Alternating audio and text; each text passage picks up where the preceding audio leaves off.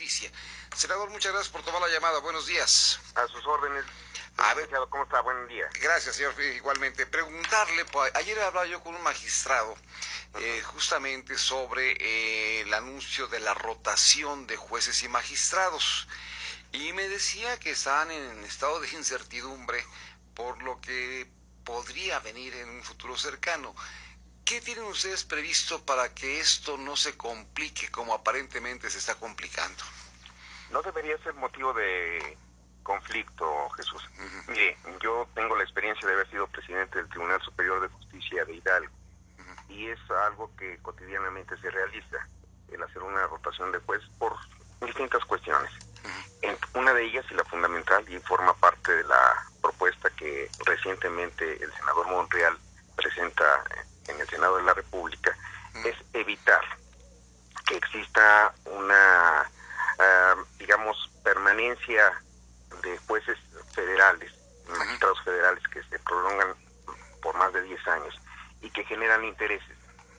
Entonces es sano para la Administración de Justicia el oxigenarla y tener reglas claras dentro de la ley orgánica del Poder Judicial Federal, en donde podrían establecerse plazos no menores de 3 años ni máximos de 6 años. Pero ahí la inquietud que tienen, por ejemplo, me decía, si vamos a estar mínimo 3 años, no sabemos qué nos depara el destino después. Si vamos a estar 6, tampoco, porque no hay una claridad qué vamos a hacer con nuestras vidas. Entonces me dio la impresión, o por lo menos sí me lo manifestó este magistrado, de estar inquietos en el Poder Judicial de la Federación por lo que pudiera darse en materia de cambios rotatorios. Y yo veo aquí una cuestión que usted aclara mucho, que los magistrados no serán electos por tómbola, sino mediante una entrevista. ¿Qué significa esto? No, son dos temas. Mire, nosotros tenemos en el Senado de la República, particularmente la Comisión de Justicia, la situación de elegir a los magistrados electorales federales y locales, aparte de los ministros de la Suprema Corte de Justicia. Sí. Es el caso que para 12 estados, en donde ya terminaron su periodo los magistrados electorales, hay 253 aspirantes y tenemos un plazo perentorio. Entonces, lo que se ha venido acostumbrando en el Senado de la República es revisar fichas curriculares, recibir un trabajo, tomar decisiones sobre esto. No se ha venido dando entrevistas personales, porque mire usted, si les diéramos 5 minutos a cada uno de los aspirantes, nos tardaríamos 5 horas diarias, 10 días. Sí, no nos alcanza el tiempo. La presión es el tiempo.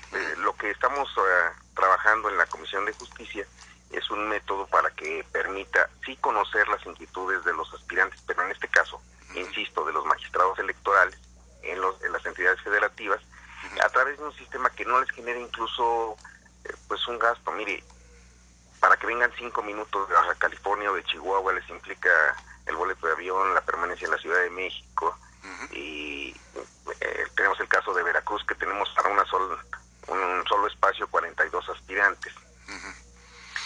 Entonces estamos diseñando un método que sí permita conocer perfiles más a fondo y que sea de una manera más dinámica, aprovechando la tecnología. Entonces, en ese caso no tienen que preocuparse los futuros impartidores de justicia.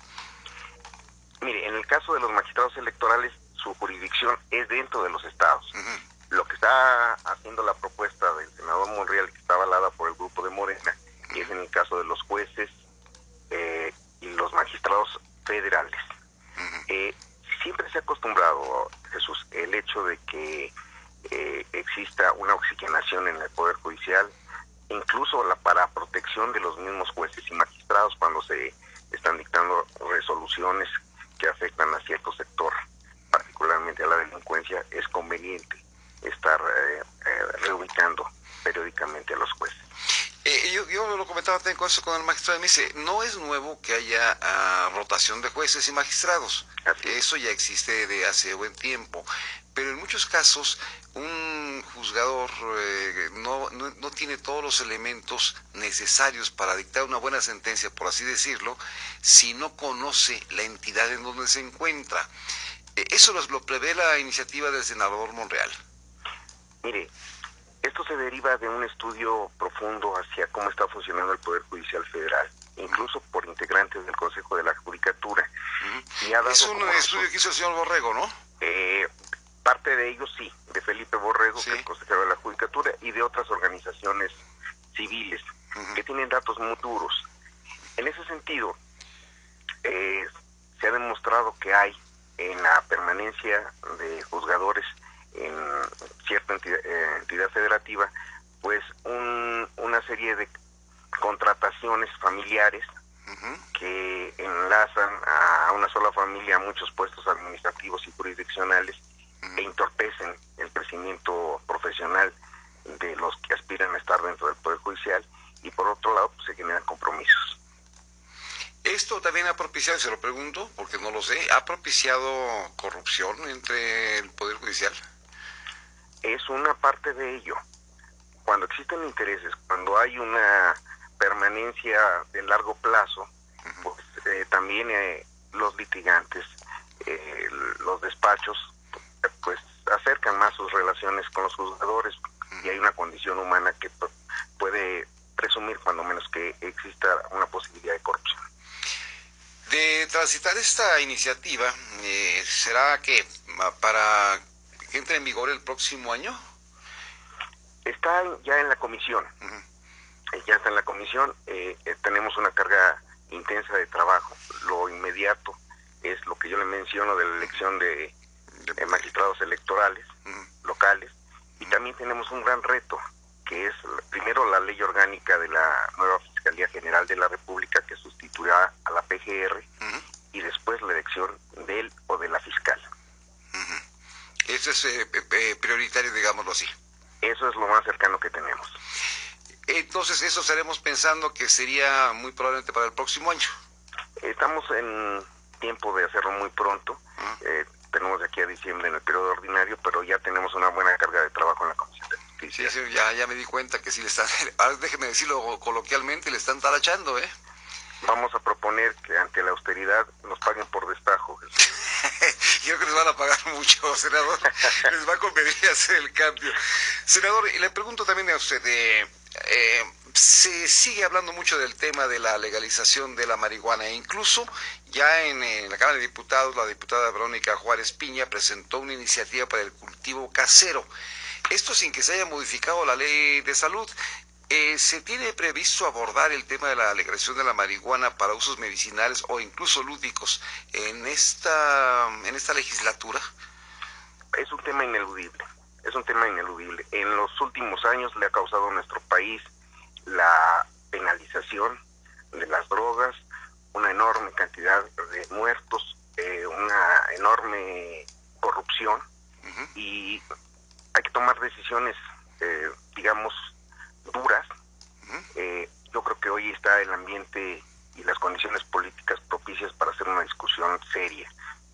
Hay que recordar el antecedente de lo que pasó en Estados Unidos a principios del siglo pasado. La prohibición generó la consolidación de las mafias, la generación de capitales exorbitantes, pero sobre todo una hipocresía social en donde la droga más adictiva que existe, que es el alcohol, pues de todos modos se consumía y estaba generando un ambiente de violencia en Estados Unidos. Hay que atacarla con decisiones duras. Yo veo disposición de la mayoría de los grupos parlamentarios. Hay resistencias también de integrantes de todos los partidos políticos, pero es un tema que se debe de discutir. Ya no puede estarse en el cajón de los foros, que pues ahí se ha quedado todo, ¿no? En el forismo absolutamente. Ha habido un temor, ha habido un manejo, digamos, con dos discursos, porque el tema es complicado, no es nada fácil, pero ya tenemos el ejemplo que está haciendo en Estados Unidos, en distintas entidades, en estados de la Unión Americana. Se ha autorizado el o sea, se ha despenalizado. No hay que hablar de legalización, despenalizar. Hay que hablar de despenalización. Eso es lo correcto, tiene usted toda la razón del mundo. Y en este caso, o sea, pero tendría que hacer aquí una modificación a la Ley General de Salud, tendría que hacer alguna modificación constitucional y otra en el Código Penal. Sí hay condiciones para que se pueda abordar este tema, que como usted mismo lo dice, es un tema espinoso. Tenemos que construir las condiciones. Hoy están más cerca que nunca, porque sectores que han sido opositores a estas disposiciones hoy los veo con una disposición de platicar, de discutirlo, y finalmente pues nosotros traemos una encomienda de atender lo que la mayoría ciudadana nos está reclamando, y es abatir la corrupción, abatir la impunidad, la violencia, la inseguridad que está golpeando a nuestro país. Y eso se va a mantener como prioridad, supongo, ¿no? Sin duda. Y le preguntaré finalmente, senador, con lo que ocurrió ahora al anunciar la cancelación de los foros de Sinaloa, Veracruz, Tamaulipas, son 5 estados si no mal recuerdo, ¿no se da un paso hacia atrás en esta materia justamente en estos momentos? Tiene que obrar la prudencia. Los foros son sin duda receptores de inquietudes, son ejercicios que deben de estarse, digamos, mejorando en el transcurso del tiempo. Y yo creo que también ser inflexibles en que cuando no se dan las condiciones para realizarlos, forzosamente se tenga que hacer, pues no aporta nada, no construye. No, por el contrario, yo creo que produce más irritación en lugar de mejorar las cosas, ¿no? Así es. Pues, senador, le agradezco mucho que me haya tomado la llamada y si me permite vamos a seguir platicando y lo busco para que platiquemos de temas importantísimos ahí en la Comisión de Justicia del Senado de la República. Estoy para servirle, Jesús, y un saludo a todos sus radioescuchas. Le agradezco mucho igualmente, senador. El senador Julio Ramón Menchaca Salazar, él es del Movimiento de Regeneración Nacional. Pues aquí